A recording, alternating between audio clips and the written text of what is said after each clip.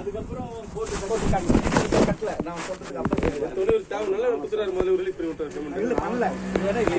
இந்த ஒரு டவுட் எதுக்கு மேஜரா கேட்டா இருங்க ஒரு நிமிஷம்.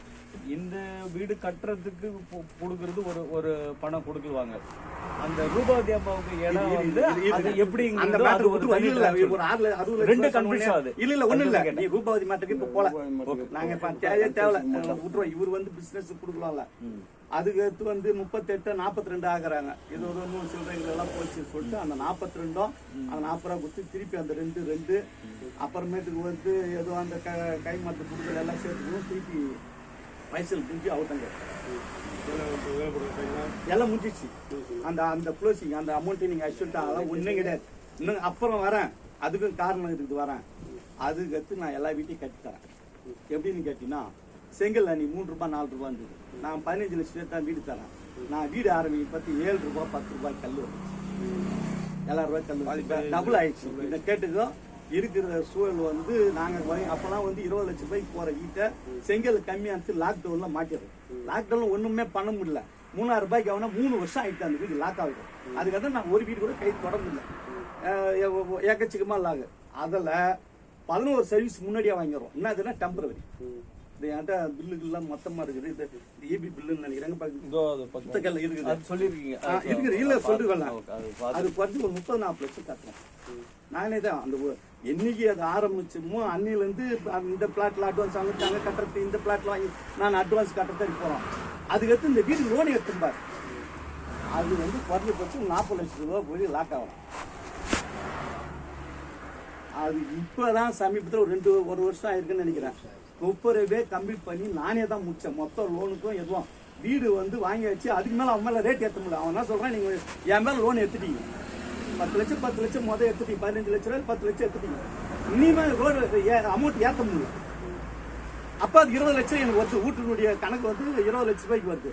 அவன் அக்ரிமெண்ட் போடாமல் நீ 1 லட்சம் 50,000 இருந்தால் எப்போ எங்களால் முடியாது இருந்தால் ரிட்டர்ச்சுன்னா அவன் வந்து லீகலாக போய் அவன் பேரில் 10 லட்சம் 6 லட்சம்னு எல்லா லோன் எடுத்துட்டு வந்தேன். ஆப்பியா விட்டு எனக்கு என்ன ரேட் பேசுறீங்க நல்லா கேட்டுங்க சார். நல்லா நாங்கள் ஊசலாடிங்கிறோம். நீங்கள் வந்து இவ்வளோலாம் சொல்லலாம். அது கற்று போராடி பார்த்தெல்லாம் எல்லாமே 15 லட்சம் ரூபாய்க்கு எடுத்துட்டு வட்டி போயிருக்காங்க. 3 வருஷமா 4 வருஷம் வீடு கை வைக்காத. அப்புறம் நான் கட்டி எந்த வீட்டையாவது கூப்பிடுங்க. இந்த வீட்டுல இருந்து எந்த வீட்டுல அக்ரிமெண்ட் போட்ட வீட்டெல்லாம் கட்டி கொடுத்துட்டு அத்தனையும் அதே ரேட்டுக்கு இஎம்ஐ நான் கட்டுறேன்.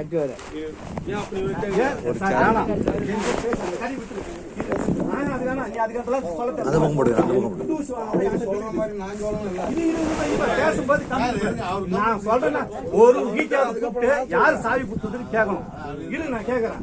நீ எங்கே போயிடுற அதுக்கு இத்தரம் பூரா அது தத்துடைய மனுஷனுடைய இயல்பு.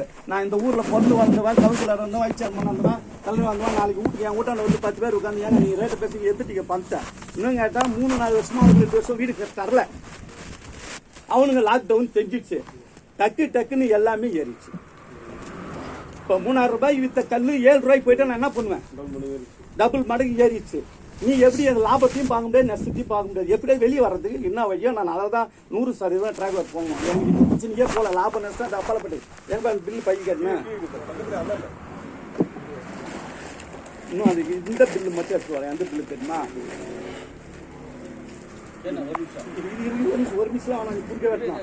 இந்த ஈபிக்கு இந்த 10 இதுக்கு கட்டின இது வந்து எவ்வளவு டெம்பரவரின்னு கேட்டா இருக்குது. இல்ல அவர் கணக்கு வைக்கல கொடுக்க முடிச்சுக்கிறேன். ஆமா அவர் போட்ட கணக்கு 38 லட்சம். வேணாம் அது சொல்லிட்டேன். வேணாம் அவர் கணக்கு எல்லாம் இனிமேல் நான் அந்த கணக்கு கை படக்குது என்கிட்ட. நீங்க நேரம் கோர்ட்டுக்கு போயிடலாம். என்ன சார் கோர்ட்டுக்கு போயிடலாம். ஒரு பில்லு கிடையாது, ஒரு ரசீது கிடையாது. இந்த பாரு என்னண்ட பாரு, நான் அப்படியே 2017 இருந்து எனக்கு வரவு செலவு கணக்கு என்கிட்ட இருக்குது. ஒரு இவன் நிமிஷம் கொடுங்க சார் கொஞ்சம் பேச. இன்னொரு விஷயம் என்னன்னு டெம்பரரி எவ்வளோன்னு கேட்டினா 2200 3000 டெபாசிட் 6000 போடுவான். வருஷத்துக்கு ஒரு தடவை 6000 5000 ஏற்றுருவான் டெம்பரரின்னு. நான் 33,000 5 வருஷம் கட்டுறேன். இது தப்பு இல்லை. மாட்டிக்கினா எப்பயுமே ஒருத்தங்க நீங்க தெரியலாம் என்கிட்ட நீங்க அப்படியே கோர்ட்டுக்கு போயிடலாம். நான் எடுத்துன்னு வரேன் செம்மர்பிக்கு கையெழுத்து போட்டு அவர்கிட்ட கொடுத்தது மேற்கொண்டு வர்றது பார்த்தலாம். ஏன்னு கேட்டீங்கன்னா ஒரே ஒரு துண்டு சீட்டை தான் சொல்றேன். எல்லா பில்லும் அன்னைக்கு 2017 நான் வரவு செலவு வச்சுக்கிறேன். இன்னொன்று என்னன்னா அன்னைக்கு கட்டி கொடுத்தா உனக்கு லாப நஷ்டம் தெரிஞ்சிருக்கும். 7,000 ரூபாய் கல், 3,000 ரூபாய்க்கு வந்த கல்லை 7,000 ரூபாய்க்கு நான் கம்ப்ளீட் பண்ணிட்டு அந்த வீட்டுக்காரன் எவனும் போலீஸ் ஸ்டேஷனுக்கோ பஞ்சாயத்துக்கோ கம்ப்ளைண்டே போகாத அளவுக்கு ஒரு ஆளை கூப்பிட்டு சமாதானம் பண்ணி ஏமா உன் வீடு 25 லட்சம் போவோம், நாங்கள் இந்த மாதிரி லாக் ஆகிட்டோம். அவங்களுக்கு தெரிஞ்சிச்சு இந்த மாதிரி ஆயிடுச்சு, எங்கள் சூழல் வந்து பண்ணிட்டு, அதனால எங்களை ஒன்றும் பண்ண முடியாது, உனக்கு தரேன் வீடு தரேன். ஒரு ஆளாக கூப்பிட்டு கன்வின்ஷன் பண்ணி, ஆனால் திடீர்னு போய் 4 பேர் பஞ்சாயத்துக்கிட்டே போல போது கூப்பிட்டு வராங்கன்னு வச்சுக்கோ, அசிங்கம் எங்களுக்கு. சரின்ட்டு ஒரு ஆளாக சமாதானம் பண்ணி இப்போ லாஸ்ட் பீமாதேவி ஒரு மேடம் வந்து லபலபன்னு வச்சுக்கோங்க. அது வந்து எல்லாம் என்ன ஒரு விஷயம் கேட்டால், அந்த 6 லட்ச ரூபாய் கூட நான் அப்போ எடுத்து போடுங்க இருக்கட்டும்னு பார்த்தேன்னா டக்குனு எங்கள் வீட்டை கொடுத்தேன், பேலன்ஸ் பண்ணி கொடுத்தேன், அங்கங்கே கடன் கொடுத்தேன், தப்பே கிடையாது. சரி ஏதோ வீட்டு வெளியே வரட்டுன்ட்டோம். அதுக்கடுத்து நீ பணம் புறத்துலன்னு தெரிஞ்சோம். நானும் உன்ன மாதிரி நான் விட்டுட்டு இருந்தேன், என்ன ஒருத்தன் வீடு பணம் 2 பேருமே ஒரு இடம் போகிறோம், ஆளுக்கு 50,000 வச்சுருந்துடுறோம். பிரச்சனை வந்து யார் சமாளிக்கிறது? 2 பேர் தான் சமாளிக்கணும். 100 ரூபாய் திருடணும்னா 1000 ரூபாய் திருடணும் தான். நானே 1000 ரூபாய் திருடன் தவிட இருக்கட்டும். நீ அன்னைக்கு உட்காந்து ஆபநேசம் ஒரு வீடை கட்டி எவ்வளோன்னு பத்திரம் பார்த்துக்கலாம். எத்தனை 2017 இன்னைக்கு தான் எத்தனை வருஷம் ஆகுது? எப்பா நேற்று 80 வருஷத்துக்கு கணக்கு எத்தனை நம்பரு? இதுதான் 80 தானே? அதே தான் 9 வருஷமா நீங்க சாட்டேஜில் இப்போ கேட்குறேன். நான் யாராவது வந்தபோது நகை வச்சு உன் நகையை என்னால் மூக்க முடியல. இப்போ தான் ஒரு 2-3 மாதம் இருக்கும். இப்போ நான் 1 தான் மூட்டு கொடுத்தேன் முன்னாடி வரதுக்கு. நாங்கள் வச்சு இப்போலாம் அந்த வீடு வந்து நீங்கள் 30 லட்சம் ரூபாய் வேல்யூ. நீங்கள் எப்படின்னு கேட்டீங்கன்னா 2,300 ரூபா போகுது சதுரம். 2,000 ரூபாய் வை, 9 சாரம் 9 2 18 லட்சம். நாங்கள் வாங்க இன்னும் பிளாட்டுக்குது. இன்னைக்கு இதெல்லாம் விட்டுரு. நான் அந்த சப்ஜெக்ட் தோண்ட போல. நீ 60 ரூபா போட்டு எனக்கு அப்படியே ரைட்டுன்ட்டு நீ கொடுத்த பணத்துக்கும் நான் கையெழுத்து வாங்கி கொடுத்து, நீ வாங்காத முன்னாடி இந்த பணம்லாம் வாங்காத முன்னாடி கையெழுத்து போட்டு கணக்கு வரவு செலவுனான்னு கேட்டுக்கலாம். என்ன நான் ஒரு தப்பா ரைட்டா? இப்ப நீ 2 லட்சமா 2 லட்சம் போறேன்னு வச்சுக்கா. இது நீ வேணாம். இது எந்த பில்லு எத்தான் நீ செலவு பண்ணிக்கிட்டு. சரி எப்ப நீ பேசு சொல்லு, நீ சொல்லு தப்பு ரைட் சொல்லு, நீ சொல்லிடு தப்பு இல்லை சொல்லு. அந்த வீட்டுக்கு சொல்லு.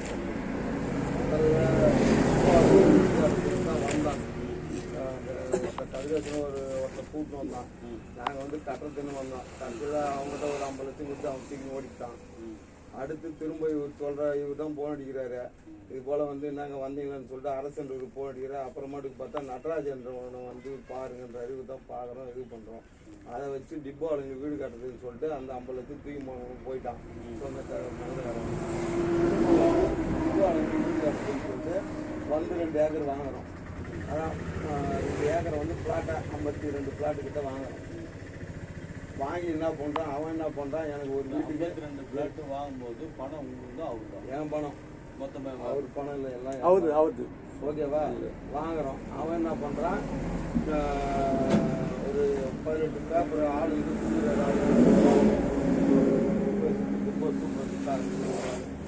என்ன பண்ணுறான், இடம் வாங்கி கைடன் வேலி ஃபிக்ஸ் பண்ணுறதுக்கு ஒரு பேரில் ஒரு வீட்டை ஃபிக்ஸ் பண்ணுறேன். மறுநாள் வந்து கோர்ட்டில் ஸ்டே கொடுத்தான். பஞ்சாயத்துலாம் வந்து ரிசீவ் பண்ண முடியாதுன்னு சொல்லிட்டு ஸ்டே கொடுத்தான். அப்படியே கடப்புல போட்டு நான் என்ன பண்ணேன், போயிட்டேன் சந்தைக்கு. இப்போ அந்த லேண்டு உங்கள் பேரில் என் பேரில் தான் இருக்குது. என் பேரில் தான் இருக்குது. அந்த ரூபாய் அதே இடம் கிடையாது, இது வேறு இடம். அதே இடம் தான். அதே இடம் தான். நான் பாட்டுன்னு கம்முன்னு போயிட்டேன். போயிட்டு சரி விட்றா, ஏன்னா அப்போ வந்து இந்த பொம்பளை போய் ஹாஸ்பிட்டலில் படுத்துது. அதனால் ஒன்றும் எதுவுமே கவர்மெண்ட்டுனால தான் முடிஞ்சு அதனால் கம்முன்னு விட்டேன். நான் என்ன பண்ணேன், சென்னையில் போயிட்டு என் வேலையை ஆரம்பிச்சு பண்ணிட்டு அப்போ தான் எனக்கு கிளியர் ஆகும் எல்லாருக்கும். இடம் வாங்குறதுக்கு பணம் கொடுத்தீங்களா, அப்புறம் அந்த இதுல இருந்து அந்த லோன் ஏற்பாடு பண்ணி அதுல இருந்து அட்வான்ஸ் நீங்க முதல்ல ரிசீவ் பண்ணிட்டீங்க. இது வேற, இந்த கணக்கு வேற, அந்த கணக்கு வேற. அதுதான் நான் சொல்லிட்டேன். அது வேற இது வேற, அது வேற இது வேற. என்னன்னா நான் வந்து நான் பாடுறேன், அது வேற இது வேற. ஃபர்ஸ்ட் மேட்ரு நான் பண்ணு கம்முன்னு சென்னையில் இருக்கிறேன். இவர் டெய்லி போன் அடிப்பான்னு பேசுவோம், கொல்லுவேன். எனக்கு அதான் அப்புள் அப்படின்னு விட்டேன் நான். அதுக்கப்புறம் என்னாச்சு, இவர் திடீர்னு ஒரு நாள் வராரு, வா இன்ஜினியரா, திடீர்னு ரூல்ஸ் வந்து ஏதோ மாற்றணும், பழைய லேண்டு சேல்டிடு ஆயிருந்தா இது பண்ணி லோன் எடுத்து பண்ணலான்னு சொல்லிட்டு இவர் சொல்றாரு. ஜியோ போட்டோடனே இவர் வராரு. வந்து என்ன சென்னையில் வந்து கூப்பிடுறாரு, வா இன்ஜினியரா, இது போல ஒரு 20 பிளாட் இருக்கு, நீ காசு ரெடி பண்ணா அந்த பிளாட்டை வாங்கி இப்போ வந்து இந்த சப்ஜெக்ட் பிளாட்டை வாங்கி கட்டலாம் வாங்கன்னு சொல்லிட்டு எனக்கு ஆமா அந்த சாப்டர் முடிஞ்சு அந்த இடம் வாங்கிட்டா அப்படியே இருக்குது எதுவும் விற்கல ஆமா அதுல என்னன்னு கேட்டீங்கன்னா அதுல ஒரு 10 லட்சம் கிட்ட செலவு பண்ணேன் இந்த இவங்க பேர்ல வந்து லோனுக்கு வந்து இப்போ லீகல் ஓப்பனிங் வாங்கி அதை வாங்கி எல்லாம் பண்ணி போயிட்டு இது பண்றப்ப நின்று போகுது அந்த இடம் என் பேர்ல தான் இருக்கு தனி சாப்பிட்டு என்ன பண்ண இந்த இப்போ இவரு கணக்கு கொடுக்குறாரு இல்லையா இந்த இடத்துக்கு என்னை வந்து திரும்ப கூப்பிடுறாரு வா இன்ஜினியர் இது போல இருக்கு நானும் வந்தேன் எவ்வளோ இருந்தால் பண்ணலான்னு கேட்டேன் இன்ஜினியராக ஒரு 5 லட்சம் இருந்தால் ஒரு 36 சென்ட் இது வாங்கி அவர் ஒரு 12 பிளாட் இது பண்ணலான்னு என்னை கூப்பிட்றாரு நானும் அவரோட அக்கௌண்ட்டுக்கு 14 லட்சம் ட்ரான்ஸ்ஃபர் பண்ணுறேன் ட்ரான்ஸ்ஃபர் பண்ணி மறுநாளே ஒரு 3 லட்சம் எனக்கு தேவை ஏன்னா அங்கே சென்னையில் இருந்து வேலை நடக்குது மேட்ச் இருக்கிறாங்க அதனால் வாங்கினேன் அதுக்கப்புறம் திரும்ப சிறுவாக அவர் சொல்கிறாருல அந்த கணக்கு பிரகாரம் அமௌண்ட் போட்டேன் ஸோ நான் வந்து போட்டப்போ முதல்ல வந்து நான் தான் வந்து அந்த 12 பிளாட்டுக்கும் அந்த ஒரு 10 பிளாட்டுக்கு நான் தான் என் பணத்தை போட்டு பேஸ்மெண்ட்லாம் போடுறேன் முன்னாடி ஒரு 4 பிளாட் எல்லாம் போட்டு கன்ஸ்ட்ரக்ஷன் நான் தான் முதல்ல அமௌண்ட்டு போட்டு கொண்டு வரேன் அந்த அமௌண்ட்டு தான் முதல்ல 38 அப்புறம் 40 சொல்லிட்டு அன்னைக்கு இது பண்ணுறப்போ 50 லட்சம் கிட்ட ஒரு 42 38 எல்லாமே அவர் சைன் பண்ணிக்கிறாங்க கடைசியாக வந்து ஏன்னா அவர் பேங்க்ல எல்லாம் நான் வந்து டிரான்ஸ்ஃபர் பண்ணியிருக்கிறேன் அந்த அமௌண்ட்லாம் சேர்த்து அதில் இது கனெக்ட் பண்ணாங்க ஓகேவா இப்போ இந்த பணம் போட்டோம் பாரு இந்த பேஸ்மெண்ட் எல்லாம் போட்டோம் பாரு லோனுக்கு போறப்ப கிடைக்காம ஒரு 2 வருஷம் ஆகிப்போச்சு 2 வருஷம் ஆகிப்போச்சு எனக்கு நான் வந்து அங்கே வட்டி வாங்கி போட்டேன் பாரு அவன் வந்து சேட்டு வந்து என்னை டார்ச்சர் பண்ணுறான் சேட்டு வீட்டுக்கே இவங்க 2 பேரும் கூட்டு உட்கார வச்சுக்கேன் ஓகேவா அவன் வந்து பணம் என்னை டார்ச்சர் பண்ணுறான் அப்புறம் என்ன ஆகுது அப்படி இப்படி போராடி லோனை வந்து எடுக்கிறோம் முதல்ல சாந்தின்னு மறுவச்சுன்னு 2 பேருக்கு 20 லட்சம் ரூபாய் லோன் எடுக்கிறோம் லோன் எடுக்கிறப்போ இதுக்குள்ளார என்னாச்சுன்னா இந்த 500 ரூபாய் கட்டினா அப்புள் கிடைக்கிறோம் அப்புள் வாங்கிடலான்ற மாதிரி ஜியோ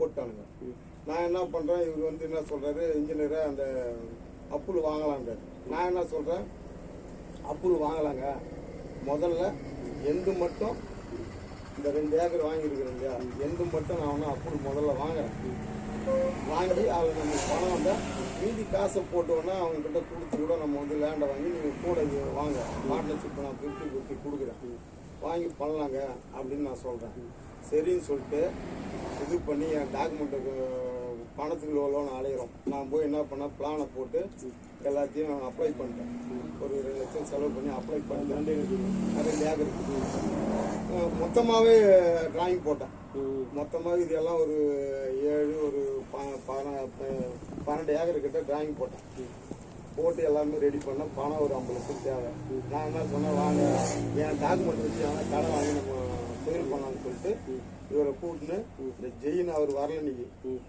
அவர்கிட்ட போயிட்டு என் 2 ஏக்கர் டாக்குமெண்ட்டை வச்சு பணம் கேட்குறேன் பணம் கேட்குறப்போ அவன் என்ன பண்ணுறான் கொடுக்குறேன்னு சொல்லிட்டு டாக்குமெண்ட் வாங்கி இதுக்குள்ளார என்ன ஆகுது இந்த ரூபாய்க்கு இப்போ ஒரு பொம்பளை சொல்கிறேன் அது வந்து அதுக்கு நான் பணம் கொடுக்கணும் ஏன்னா இந்த லேண்டு வந்து 55 லட்சம் கொடுத்து வாங்கணும் பாரு அவனுக்கு ஒரு கமிஷன் சொல்லிட்டு 50,000 சொல்லிட்டு ஒரு 87 லட்சம் நான் இன்வெஸ்ட்மெண்ட் பண்ணேன் அந்த 2 ஏக்கர் 87 லட்சம் 2 ஏக்கருக்கு அதான் அதுக்கு ஸோ அவனுக்கு வந்து வீடு பிடிச்சி கொடுத்து அவனுக்கு கமிஷன் 1 லட்சம் கேட்டால் முதல்ல எனக்கு 50,000 அட்வான்ஸ் கொடுத்தாடான்றத வாங்கினா அது எல்லாமே உங்களுக்கு எல்லாமே தெரியும் கொடுத்து தான் வாங்கியிருக்கிறேன் நானும் இது பண்ணுறேன் அது ஒரு பக்கம் போச்சு இப்போ இந்த நான் காசு வந்து நான் போட்டேன் இல்லையா லேட் ஆனதுனால 2 வருஷம் பொறுத்து தான் இந்த காசு ரிட்டர்ன் வருது வெளியில் பேசணும்லாம் போட்டு அது வருது அது வரப்போ நான் என்ன சொல்கிறேன் எப்போ எனக்கு ஒரு 10 லட்சம் கொடு நான் வட்டி கொஞ்சம் கட்டிடுறேன் மீதி காசு வச்சு இது பண்ணுறேன் இன்ஜினியரை பார்த்துக்கலான்னு சொல்லிட்டு அவரே தான் கொடுக்குறாரு இல்லை அந்த பொம்பளை வந்து அதுக்கு முதல்ல நான் ஆமாம் கொடுக்குறாங்க ஓகேவா அதான் அது கொடுத்த அமௌண்ட் அவர்கிட்ட இருக்கு மொத்தமாக வந்து 38 லட்சம் இது அது கேட்டது அந்தாண்ட லேண்டுக்கு செலவு பண்ணிக்கிட்டு சொல்லிடுறாரு. 2 பக்கமா அவர் உள்ளே போய் வராரு வெளியே வராரு. இப்போ வந்து எனக்கு கொடுத்தது அவர் கைப்பட ஏறி கொடுத்தது என்ன நடக்குது, அவர் தான் கையெழுத்து போட்டாங்க. திருப்பி ரிட்டர்ன் நோட்டு என்ன நடக்குது, இது இல்லைன்னா தானே என்னன்னா இது அந்த நோட்டு மட்டும் கிடையாது, அவர் பேங்க் அக்கௌண்ட் ஸ்டேட்மெண்ட் எடுத்துட்டேன். இப்போ மேக்ஸிமம் பேங்க்ல தான் இது என் அக்கௌண்ட்டுக்கு வந்த ஸ்டேட்மெண்ட் யாராட்டு வித்து தொப்பரகுது பயப்படான அந்த தேதியோட எடுத்துட்டேன். எண்ணிக்கை 2017 எடுத்து ஒரு தடவை தப்பு நடக்கலாம், வாழ்க்கை பூரா தப்பு நட மனுஷன் கிடையாது. 2017 இப்போ முதல்ல ரிஷோ தான் இது என் அக்கௌண்ட்ல இருந்து என்ன சார் நீ தான் எடுத்துட்ட ஏது சூப்பரண்டு எல்லாத்தையும் மொத்தமா டிராக் பண்ணுது. என் ஃபுல்லா செக் பண்ண சொல்லிட்டேன். இப்போ சந்தேகம் ஏன் எப்ப செக் பண்றான் 4 வருஷம் 5 வருஷம் முன்னாடி எடுக்க சொல்லிட்டேன். இது வேற தொப்பரை எடுத்து 39 லட்சமே திருப்பி நான் போட்டுறேன். நீ கொடுத்து 38 இந்த 39 லட்சம் போட்டது எல்லாம் கையில கீழே தொப்பரை எங்க டிராகர் எடுத்துறோம். அந்த அமௌண்ட் அதெல்லாம் இருக்கு 40 கேள் சொல்றேன். இது வந்து தொப்பரே பைசல் முடிஞ்சிச்சு. அந்த சப்ஜெக்ட் கிடையாது. நான் திருப்பி நீ வந்து நான் சொல்றதே நீ கேட்கல. இப்ப 2 மேட்டர் கிளியரா இருக்கு. தனியா லேண்ட் வாங்குறது ஒண்ணு, மறுபடியும் ரீஸ்டார்ட் பண்றதுக்கு ஒரு பணம் போட்டு பேஸ்மெண்ட் போட்டிருக்காரு. அதுக்கப்புறம் அது நின்று போச்சு. அதுக்கப்புறம் தொடர்ந்து இந்த ஃபாலோ பண்ணி ப்ராஜெக்ட் இவர் தான் வீட்டுக்கு சரியா. ஆனா வந்து ஸ்டார்ட் பண்றது நான் வந்து முதல்ல வந்து ஒரு ஸ்டேஜ்ல வந்து என்கிட்ட பணம் இல்ல. ஏன்னா எனக்கு சென்னையில சைட்டு முடிச்சு பணம் வராது. இனிமேல்ட்டு என்கிட்ட வந்து பணம் கிடையாது. லோன் எடுத்தா ப்ராஜெக்ட் பண்ணலான்ற மாதிரி நான் ப்ராஜெக்டை நான் விட்டுட்டேன். ஏன்னா என்கிட்ட பணம் கிடையாது. பணம் இருந்தால் தான் நான் இருக்குன்னதையும் போட்டேன். என்கிட்ட பணம் இல்லைன்னு விட்டுட்டேன். ஸ்டார்ட்டுக்கு வந்துடும் சார். சும்மா நீ இவ்வளோ பேசுறதுக்கு இல்லை. முதல் கணக்கு வாங்கி பண்ணி வாங்கறதா பரவாயில்ல. நம்மகிட்ட ரீஸ்டார்ட் பண்றதுக்கு வந்து இவர் தான் இன்ஸ்டியூட் போட்டு ஸ்டார்ட் பண்றாரு. அதுக்கப்புறம் இவர் பணம் இல்லாம முடைக்கடையே நின்னுறாரு. ஆமா, அதுக்கப்புறம் நின்னு போனது இவரு 2 வருஷம் லோன் பொறுப்படுத்ததுனால இவர் முன்னு செய்யறாரு. இவரு நம்ம வந்து குறை சொல்ல முடியாது. இப்ப எங்களுடைய ஒரு அண்ணனும் பஞ்சாயத்து பண்ணிருக்கீங்க, கவுன்சிலர் நானும் வந்து பண்ணிருக்கிறோம். இப்ப பஞ்சாயத்துன்ற ஒரு பஞ்சாயத்துனா அது விடுங்க, சும்மா நமக்குள்ள ஃப்ரெண்ட்லியா பேசிக்கிறோம். பஞ்சாயத்து உரிமையோட கேட்கறோம். ஒரு நிமிஷம் சொல்லிடுறேன். இப்ப அவரு ஏதாவது பிசினஸ் பண்ணா 10 ரூபாய் கிடைக்குன்னு சொல்லிட்டு அங்கிருந்து வந்து இவ்வளவு செலவு பண்ணி உங்களை நம்பி வந்து தான் போட்டிருக்காரு. அது நீங்க அது எப்படி பயன்படுத்துறீங்க, அந்த காசு எப்படி லாஸ் ஆச்சு, ஆனா நீ செலவு பண்ணிருக்க. நான் அதை நம்ம செலவு விட்டுருங்க சார். ஒரு bus current bill EB bill temporary 5 வருஷம் கட்டுறதுக்கு என்ன ஆகுது அந்த அமௌண்ட் என்ன சார்? டெம்பரரி சார் துப்புறா 11 சர்வீஸ். சரி சார் இரு சார் என்ன மனசு என்ன செய்ய போற அது எல்லாம் இல்ல. இப்படி பாரு சார், இல்ல நீ போட்ட பணத்தை நான் கொடுத்துட்டேன். எப்படி பாரு அது வாய்ப்பு இல்ல. 1 கோடி லாஸ், 1 கோடி. ஏன்னா இபி பில்லும் பேங்க் கட்ட ஸ்டேட்மெண்ட் என்ன நடக்குது, அந்த வீட்டுக்கு கட்ட 11 வீட்டுக்கு கட்ட இஎம்ஐ கட்டது ஸ்டேட்மெண்ட் இதான். நான் வந்து அதிகமா செலவு பண்ணிட்டேன், ஒண்ணும் பெருசா எனக்கு லாபமே இல்ல. அதனால செலவு பண்ணல. நீங்க ஒரு விஷயம் கேளுங்க, லாபம் இல்ல. வாக்குறுதி குத்துற 100 ரூபாய் உனக்கு தரேன்னு பேசிட்டேன். அந்த பொருள் திடீர்னு 300 ரூபாய் போச்சு. நாங்க பண்ணிட்டோம், அந்த சப்ஜெக்ட் பண்ணிட்டேன். இப்ப அதுக்கெல்லாம் இடம்லாம் கிடையாது. அந்த ரேட்டே நாங்க ஏத்தல. இது சார் ஒரு விஷயம் சார், ஒரு விஷயம் கேட்டு சார். நீங்க 2 நிமிஷம் இடத்த தனியா விக்கல, 15 லட்சம் வீடும் பிளாட் சேர்த்து அது லாக் ஆகுது சார். இல்ல சார் சார் அது முடிஞ்சு போன சப்ஜெக்ட் சார். அது எப்படின்னு கேட்டா 38 திருப்பி ஏதோ வரவு செலவு லாஸ் ஆயிடுச்சு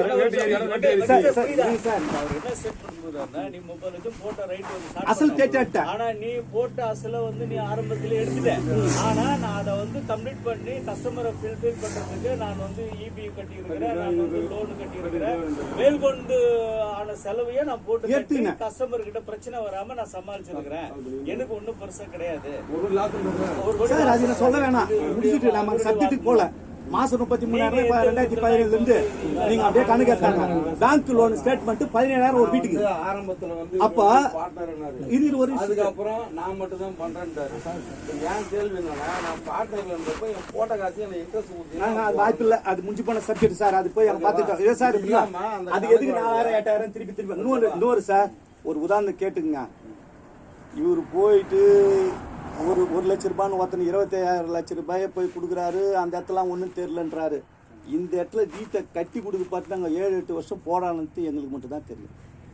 வெளிச்சம் ஒரு வீட்டும் இல்லையே வரல சார். இது ஆரம்பத்தில் அந்த கல்ல விட்டு சார் காசை போட்டு தான் பில்டிங்கே உருவாகும். ஆமா பரவாயில்ல, புரியுதா? சரி இப்போ வந்து மற்ற இடம் வாங்கி சம்பாதிக்கிறீங்க. இப்போ நான் வந்து உங்களுக்கு லாஸ் இப்ப என்னோட காசை போட்டு வட்டியே இல்லாத லாஸ்ன்னு சொல்லி அனுப்புனா நீங்க அந்த ஒரு விஷயம் எல்லாம் இந்த அதே போல பணம் இரு, இன்னொன்னு என்னன்னு பணத்தை வாங்காம வந்து நீ பண்ணிடுறா பிரச்சனை இல்லை. நல்லா கேட்டுக்கனா பணத்தை நம்ம வட்டி அப்பப்ப ரிலீஸ் காசு ஆயிடுச்சு. அவனுக்கு வட்டி கட்டணும்ல. சரி வட்டி வட்டி வாங்கி கட்டறப்போ போறவனுக்கு வட்டி அசல் கட்டணும்ல. தெரிச்சு அந்த மேட்டர் விட்டுருவோம் புரியுதா? சார். இப்படி பாருங்க முடிஞ்சிடுச்சு. 2 இவரு 5000 கல்லு இங்கிருந்து அப்படியே 15000 கல்ல ஏத்துறாரு. எங்க ஏத்துறாரு? மெட்ராஸ் வேளச்சேரி. நாங்க கணக்கு கிடையாது.